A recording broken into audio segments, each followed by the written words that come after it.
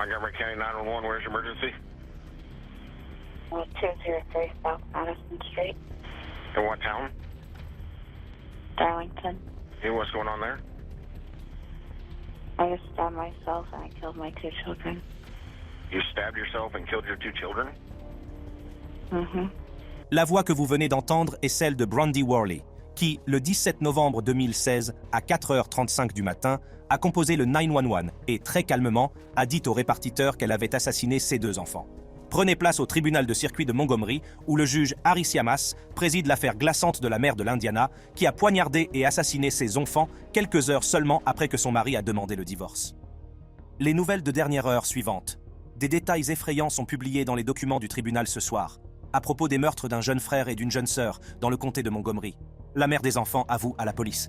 Elle a poignardé son fils de 7 ans et sa fille de 3 ans. Le 15 novembre 2016, Jason Worley, le mari de Brandy, lui a annoncé qu'il avait demandé le divorce après avoir découvert qu'elle le trompait. Le couple s'était marié en août 2009 et avait donné naissance à leur fils Tyler en 2009 et de leur fille Charlie en 2013. Cependant, les choses n'étaient pas si roses pour le couple et ils ont envisagé de se séparer, mais ont décidé de rester ensemble parce qu'ils ont fait la promesse que leurs enfants passeraient toujours en premier. Finalement, Jason a découvert que Brandy le trompait avec leurs voisins et a publié un article viral sur Reddit à ce sujet. D'autres utilisateurs de Reddit lui ont conseillé de demander le divorce, ce qu'il a fait. Brandy a fait comme si elle comprenait et le lendemain, la famille s'est rendue au programme de danse de Charlie avant de rentrer à la maison pour le dîner. Après le dîner, Brandy a dit à Jason qu'elle devait se rendre à Walmart pour acheter des cure-pipes pour le projet scolaire de Tyler. À leur insu, elle a acheté un couteau de combat. La famille a joué ensemble pendant un moment avant que Jason ne donne le bain aux enfants et ne les prépare à aller au lit. Brandy a incité Tyler à passer la nuit dans la chambre de Charlie. Au petit matin, alors que tout le monde dormait, Brandy est allée dans la chambre de sa fille et a poignardé les deux enfants, puis a tenté de se suicider en se poignardant dans le cou avant d'appeler le 911. Et qu'est-ce qui vous a poussé à faire cela aujourd'hui? Femme, mon mari voulait divorcer et voulait emmener mes enfants. Je ne veux pas qu'il ait mes enfants. Avant l'appel, Brandy avait appelé sa mère à la maison et ce sont ces cris qui ont réveillé Jason qui dormait au sous-sol. La police a trouvé les corps des enfants avec de profondes lacérations au cou. Brandy a été arrêtée et emmenée à l'hôpital où ses blessures ont été soignées. Après sa sortie, elle a été transférée à la prison du comté de Montgomery où elle a été reconnue coupable de 2 chefs d'accusation de meurtre. Dans un premier temps, elle a plaidé non coupable en tentant de présenter une défense fondée sur l'aliénation mentale. Cependant, en janvier 2018, elle a changé d'avis et a plaidé coupable pour le meurtre de ses enfants. Le 19 mars 2018, Brandy est arrivée au tribunal de circuit de Montgomery pour sa condamnation. Elle a été condamnée à 120 ans de prison pour avoir mortellement poignardé ses enfants.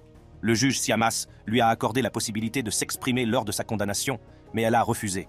En fait, elle est apparue aussi dénuée d'émotion que sur sa photo d'identité judiciaire et qu'à son arrivée au tribunal. Mademoiselle Thaler, vous avez le droit de parler, ce matin si vous voulez. Vous n'avez pas l'obligation de parler, mais si vous voulez choisir de parler, c'est le moment de le faire. Oui, j'aimerais dire quelque chose. Allez-y. Je suis innocente. Vous êtes tous des ordures. Le cas suivant est celui d'une mère de famille de 29 ans, Julissa Thaler. Julissa Thaler a été arrêtée en mai 2022 après qu'un appel ait signalé à la police qu'elle circulait avec un pneu éclaté et une vitre arrière brisée. Lorsque les policiers l'ont arrêtée et ont fouillé sa voiture, ils ont été confrontés à un spectacle étrange, mais ils n'auraient jamais imaginé trouver quelque chose de plus choquant. Plus tard, le corps de son fils de 6 ans a été retrouvé dans le coffre de sa voiture. Il avait été abattu de plusieurs balles. Prenez place au tribunal de district du Minnesota, où le juge Jay Quam du comté de Hennepin préside cette affaire. Le 20 mai 2022, un appel a alerté la police au sujet d'un individu qui conduisait avec une vitre arrière brisée et un pneu complètement démonté, les jantes raclant la route. Lors d'un contrôle routier à Orono, à l'ouest de Minneapolis, la police a finalement rattrapé la conductrice fautive et l'a arrêtée. La conductrice s'appelait Thaler, et lorsqu'elle a été arrêtée, la police a remarqué qu'il y avait du sang dans sa voiture et qu'elle portait des morceaux de chair sur elle. Interrogée, elle a prétendu que les morceaux de chair provenaient d'un cerf qu'elle avait acheté à la boucherie et que le sang provenait d'un tampon hygiénique. Une demi-heure plus tard, la police a raccompagné Thaler chez elle et lorsqu'elle a décidé de vérifier le coffre de sa voiture, elle a trouvé le corps de son fils de 6 ans. Le meurtre d'Eli Hart, âgé de 6 ans, l'année dernière. La communauté a été ébranlée, mais les détails. Les événements ont rendu les choses encore plus difficiles. Le petit garçon a reçu jusqu'à 9 balles. On l'a retrouvé dans le coffre de la voiture de sa mère. lors d'un contrôle routier près du lac Minnetonka. 10 jours seulement avant la mort d'Ellie, les travailleurs sociaux avaient recommandé d'accorder à Madame Thaler la garde complète du garçon de 6 ans, malgré les nombreuses plaintes du père du garçon, Tory Hart, au sujet de Madame Thaler, qui avait un long passé d'abus de drogue, de paranoïa et d'autres problèmes de santé mentale. Bien que la police ait fait irruption chez elle 21 fois en 10 mois et qu'elle ait perdu la garde d'Ellie en 2020 et 2021, Madame Thaler s'est vue accorder la garde complète. Après avoir obtenu la garde d'Ellie, elle serait entrée dans un magasin de munitions pour armes à feu, demandant au personnel des munitions capables de faire le plus gros trou. Le soir précédant la mort d'Ellie, Robert Pickarainen, l'ex-petit ami de Thaler, a déclaré au tribunal que la mère et l'enfant s'étaient disputés parce qu'ils ne voulaient pas s'endormir. Selon Pickarainen, Thaler a mis en colère un fusil de chasse qu'elle avait récemment acheté dans sa voiture, puis est revenu et a attrapé Ellie avant de redescendre. Il a déclaré qu'il avait dormi et que lorsqu'il s'est réveillé, elle était de retour dans l'appartement. Il lui a demandé où elle était le lendemain matin et elle lui a répondu qu'elle devait faire quelque chose. Plus tard dans la journée, le corps d'Ellie a été découvert dans le coffre de la voiture de Thaler. Il avait reçu jusqu'à 9 balles dans sa voiture sur le parking du parc régional du lac Minnetonka. Pendant et à travers l'enquête, ils ont identifié du sang et quoi. On dirait qu'il y a d'autres matériaux à l'intérieur du véhicule. Après un certain temps d'enquête, ils ont déterminé et localisé un corps à l'intérieur du coffre. Elle a été arrêtée et, en janvier 2023, a été reconnue coupable de meurtre au premier et au second degré.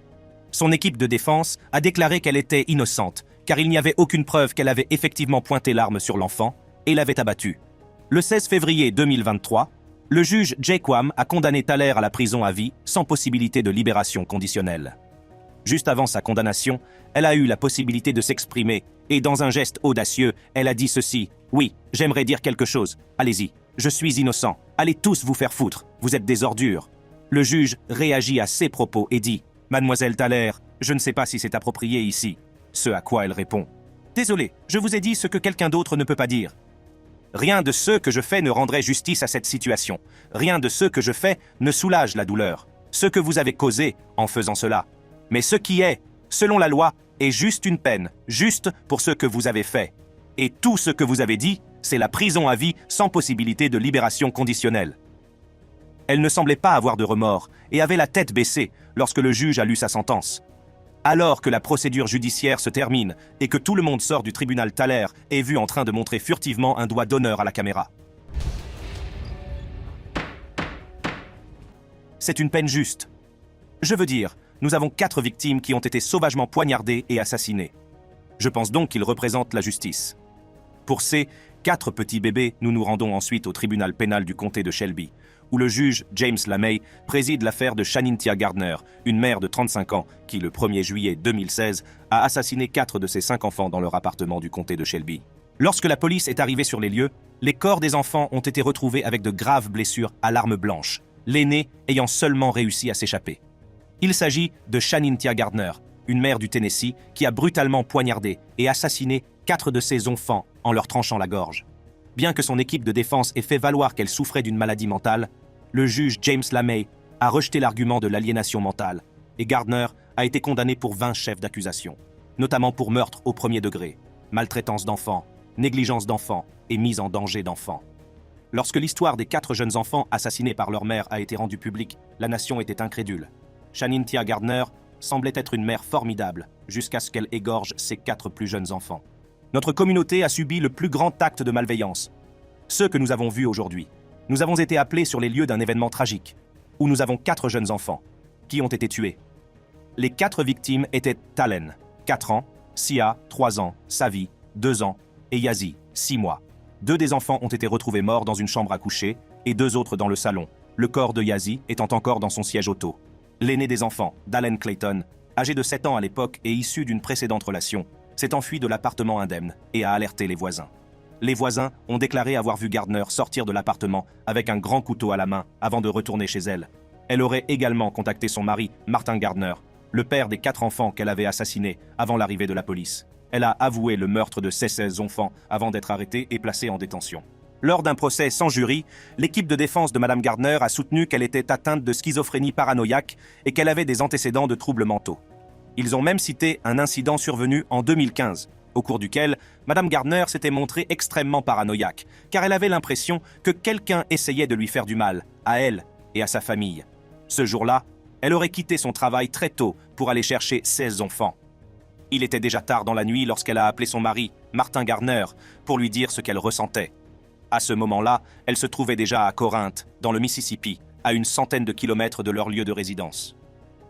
Le plus étrange, c'est qu'elle n'avait ni famille ni amis dans la région où elle s'était réfugiée avec les enfants.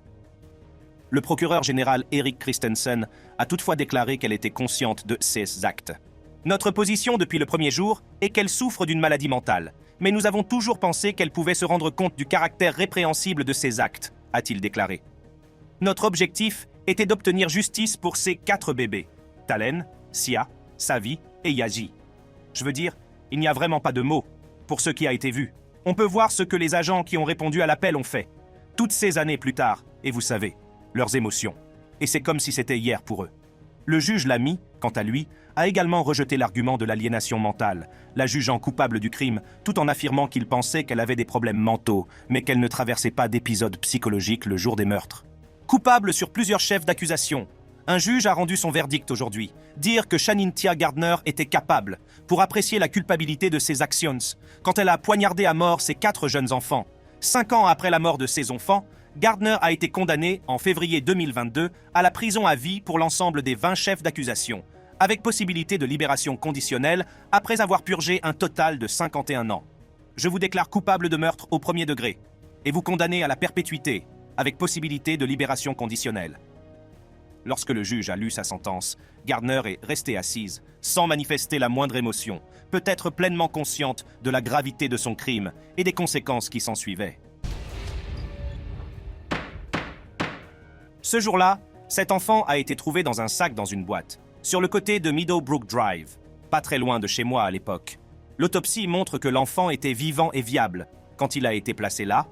L'affaire suivante est celle de Jennifer Sarr, une mère qui a abandonné son enfant, connu sous le nom de Baby Boy Horry, au bord d'une autoroute de Caroline du Sud en 2008. L'affaire est restée longtemps sans suite jusqu'en 2020, date à laquelle Jennifer Sarr a été arrêtée. Prenait place au palais de justice du comté de Horry, alors que le juge Paul Birch, de la cour de circuit, préside l'affaire et rend la justice comme il se doit. Le 4 décembre 2008, un garçon vient de naître. Plus tard connu sous le nom de Baby Boy Horry, a été déclaré inapte. Route 544 dans Meadowbrook Drive. Il a été retrouvé abandonné dans un sac de course. Les enquêteurs pensent qu'il était âgé de moins de 2 jours. Il s'agit de Jennifer Sarr, anciennement Rickel, qui était étudiante en 2e année à l'université Coastal Carolina lorsqu'elle a eu une brève relation sexuelle avec un autre étudiant, Ronald Woodham III. En août 2008, elle a commencé à se sentir mal, avec des engourdissements dans les mains et les pieds, et a décidé de consulter le médecin du campus de l'université. Sarr a affirmé que le médecin ne lui avait jamais dit qu'elle était enceinte, jusqu'à ce que, plus tard, en décembre 2008, elle soit prise de douleurs d'accouchement dans sa chambre. Elle a accouché, puis s'est évanouie. Lorsqu'elle s'est réveillée, l'enfant, un petit garçon, ne montrait aucun signe de vie, car il ne pleurait pas et ne bougeait pas. Sarr a ensuite placé le bébé Horry dans un sac à l'intérieur d'une boîte et l'a déposé sur le bord de la route 544, le long de Meadowbrook Drive. Lorsque le nourrisson a été découvert par des travailleurs des services publics, il était déjà mort. Selon les médecins légistes, l'enfant était mort d'hypothermie, mais il était vivant au moment où il a été déposé. La police s'est efforcée de déterminer l'identité de l'enfant ou de ses parents jusqu'à ce qu'elle soit à court de pistes et qu'elle déclare l'affaire classée. Nous avons reçu des mandats sur Madame Jennifer Sarr, en dehors du comté d'Escambia, Floride. Elle était étudiante à la CCU au moment de l'incident. Des mandats d'arrêt ont été délivrés pour homicide par maltraitance d'enfants, et en grande partie grâce à des preuves scientifiques, ce qui est apparu avec le département de police du comté d'Horry. Plus de 11 ans plus tard, des preuves scientifiques ont révélé que Sarr était la mère du petit garçon Horry, et elle a été arrêtée en mars 2020. Elle a été inculpée d'homicide par maltraitance d'enfants, ce qui signifie qu'elle risque entre 20 ans de prison et la perpétuité sans possibilité de libération conditionnelle. Lors d'une audience précédant sa condamnation, un avocat a lu à la cour une lettre écrite par le père du petit Horry, Ronald Woodham III, qui ne s'est pas présenté à l'audience. La lettre disait « En ce moment, je voudrais demander le respect de la vie privée et le respect de ma famille, alors que nous pleurons la mort de mon premier et unique enfant et de mon fils. Une fois encore, je tiens à remercier toutes les personnes qui ont contribué à rendre justice à mon petit garçon. Je voudrais également remercier le Rolling Thunder Motorcycle Club pour tout ce qu'il a fait, ainsi que les membres de la communauté qui ont veillé à ce que mon enfant ne soit jamais seul lors de ses anniversaires. J'aimerais demander des prières pendant cette période difficile, alors que nous faisons tous le deuil de notre petit garçon Ori. Le 15 septembre 2022, Sarr a plaidé coupable à une accusation beaucoup moins grave d'homicide volontaire dans le cadre d'un accord de plaidoyer. Malheureusement, Madame Sarr, vous allez devoir aller en Colombie. Selon votre comportement, je n'en ai aucune idée. La durée de votre séjour, ce ne sera pas très long parce que la loi l'a naturellement adapté. Vous avez besoin d'un crédit pour le temps passé en prison. Le 15 juin 2023, Jennifer Sarr a été condamnée à une peine de 10 ans de prison, dont 4 ans avec sursis, et à un congé supplémentaire pour la période de 2 ans qu'elle a passé en résidence surveillée. Au total, Jennifer Sarr devra passer 4 ans en prison. Après la lecture de sa peine par le juge, Jennifer Sarr est apparue très émue et a même présenté des excuses. Nous commençons par cette nouvelle de dernière heure. Joanne Cunningham dit aujourd'hui elle est coupable du meurtre de son petit garçon, Hadji. Oui, c'est seulement 10 semaines après Cunningham, la mère la plus détestée d'Amérique. J'ai dit en exclusivité, je ne ferai jamais de mal à mes enfants. Le cas de Joanne Cunningham, qui a fait la une des journaux pour le meurtre tortueux de son fils de 5 ans, AJ Freund, a secoué le pays tout entier, et même ceux qui se trouvaient à l'extérieur. Suivez-moi au palais de justice du comté de McHenry, où le juge Robert Wilbrandt préside cette affaire et condamne la mère à 35 ans de prison pour le meurtre de son fils. Le 18 avril 2019, Madame Cunningham, enceinte de 7 mois à l'époque, et Andrew Freund Sr., le père d'Hadji, ont signalé la disparition de l'enfant de 5 ans. Le couple a affirmé que la dernière fois qu'il l'avait vu, c'était lorsqu'il l'avait mis au lit le 17 avril 2019. Nous avons un enfant disparu ? Je me suis réveillé ce matin et il n'était pas mumble. Quel âge a l'enfant ? L'enfant disparu ? Oui. Quel âge a-t-il ? Il a 5 ans. Apparaissant en larmes dans les reportages et implorant le public de l'aider à retrouver son fils, personne n'aurait pu soupçonner que cette mère en pleurs était en fait l'auteur du meurtre de son enfant. Je veux juste mes enfants, c'est tout. C'est ma vie. Ce sont mes enfants. Cependant, quelques jours après le signalement de la perte de l'enfant, les enquêteurs et la police ont commencé à considérer Cunningham comme la suspecte, car les chiens de recherche n'avaient détecté l'odeur d'Hadji que dans la maison de la famille à Chicago. Curieusement, Cunningham a cessé de coopérer avec les enquêteurs, bien que son avocat ait déclaré que c'est lui qui lui avait conseillé de garder le silence, puisqu'elle était considérée comme suspecte. Je me suis rendu compte que la police la considérait comme une suspecte. Sur cette base, j'ai conseillé à Mademoiselle Cunningham to remain silent at that point. Le 24 avril, la police a découvert, grâce à une analyse médico-légale, une vidéo sur le téléphone de Madame Cunningham. Elle avait enregistré Hadji nu sur un matelas et semblant avoir été violemment battu. La vidéo a été transmise à Andrew Sr., qui a bizarrement donné une explication à ce qu'ils avaient découvert. Il a déclaré que le 14 avril, Hadji avait menti à propos de sous-vêtements souillés et que Cunningham avait dû le frapper pour qu'il révèle la vérité. Andrew a déclaré qu'il voulait que Cunningham arrête de le frapper et trouve une forme de punition moins violente pour l'enfant, ce qui a conduit Cunningham à placer l'enfant de 5 ans sous une douche froide pendant une longue période. Elle l'a frappé à plusieurs reprises à la tête avec la pomme de douche et Hadji est resté là pendant environ 20 minutes avant qu'Andrew n'aide l'enfant à sortir de la douche et ne le mette au lit, toujours mouillé, froid et nu. Le 15 avril à 3 heures du matin, Cunningham l'a réveillé en lui disant qu'Hadji ne respirait plus. Le couple a cherché Child CPR sur le téléphone d'Andrew et comme cela n'a pas fonctionné, il a décidé qu'il allait s'occuper de l'affaire. Il a enveloppé le corps de son fils mort dans un sac en plastique dans la cave et l'a enterré quelques jours plus tard dans une fosse peu profonde à quelques kilomètres de leur maison. Après cet aveu glaçant, le père de 63 ans a conduit la police à l'endroit où il avait enterré son enfant et le corps a été déterré. L'autopsie a révélé que l'enfant était mort de multiples blessures à la tête causées par un objet contondant et le couple a été arrêté. C'est le cœur lourd que le service de police de Crystal Lake. Les rapports indiquent que nous avons trouvé ce que nous croyons. Ce sera le corps d'Andrew A.J. Freund. Plus tard ce matin ou tôt ce matin. En décembre de la même année, Cunningham a plaidé coupable de meurtre au premier degré, tandis qu'Andrew Freund a d'abord plaidé non coupable avant de changer d'avis. En juillet 2020, Cunningham est apparue submergée d'émotions derrière son masque lorsque le juge a lu sa sentence. Elle est condamnée à une période déterminante dans la garde de l'administration pénitentiaire de l'Illinois. Les 35 années de service doivent être purgées à 100%. En larmes, elle s'est adressée à la cour en s'excusant pour son crime. « Je l'aime, il me manque, et il n'y a rien. Je ne ferai pas mieux de le ramener. »